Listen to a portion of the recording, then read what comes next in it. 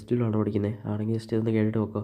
എടാ എന്താണ് activation energy? Activation energy എന്ന് പറഞ്ഞാൽ it is the excess energy. Activation energy എന്ന് പറഞ്ഞത് എന്താണ്? ആക്ടിവേഷൻ എനർജി എന്ന് പറഞ്ഞത് excess energy which must be supplied to the reactant molecules to undergo a chemical reaction is called activation energy. അതായത് എന്താണ്, ഒരു റിയാക്ഷൻ നടക്കാനെ കൊണ്ട് എക്സസ് ആയിട്ട് വേണ്ട എനർജി. അതായത് ഇപ്പോൾ ഇങ്ങനെ തന്നെ വിചാരിച്ചു. അതായത് നമ്മളിപ്പോൾ ഒരു തീപ്പെട്ടി എടുത്തിട്ട് തീപ്പെട്ടിയുടെ സംഭവത്തിൽ ഉരച്ച് കഴിഞ്ഞാൽ, ഒരു പതുക്കെ ഉരച്ച് കഴിഞ്ഞാൽ തീപ്പെട്ടി കത്തുമില്ല. അതേസമയം നമ്മൾ കുറച്ച് സ്പീഡിൽ ഉരച്ച് കഴിഞ്ഞാൽ തീപ്പെട്ടി കത്തും. അതാണ് എക്സസ് എനർജി എന്ന് പറയുന്നത്, എക്സ്ട്രാ എനർജി.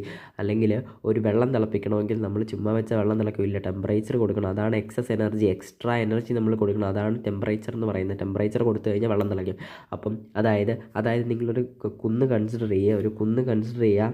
എന്ത് ചെയ്യുക? ഒരു കുന്നിനെ നമ്മൾ കൺസിഡർ ചെയ്യുക. ഓക്കെ, ഒരു കുന്നാണെന്ന് വിചാരിക്കുക ഇത്. ആൻഡ് ഈ കുന്നിൽ ഇവിടെ ആണെങ്കിൽ ഇവിടെ ആണെങ്കിൽ റിയാക്റ്റൻ്റ് ആണ്, ഇവിടെ ആണെങ്കിൽ പ്രോഡക്റ്റ് ആണ്. ഈ റിയാക്റ്റൻറ്റിൻ്റെ പ്രോഡക്റ്റ് ആവാനെ കൊണ്ട് ഇത്രയും കവർ ചെയ്ത് വരണം. സോ അപ്പോൾ ഇത്രയും മാത്രം കവർ ചെയ്താൽ, അതേസമയം ഈ കുന്ന് ചെറുതാണെങ്കിൽ ഇത്രയും മാത്രം കവർ ചെയ്താൽ മതി.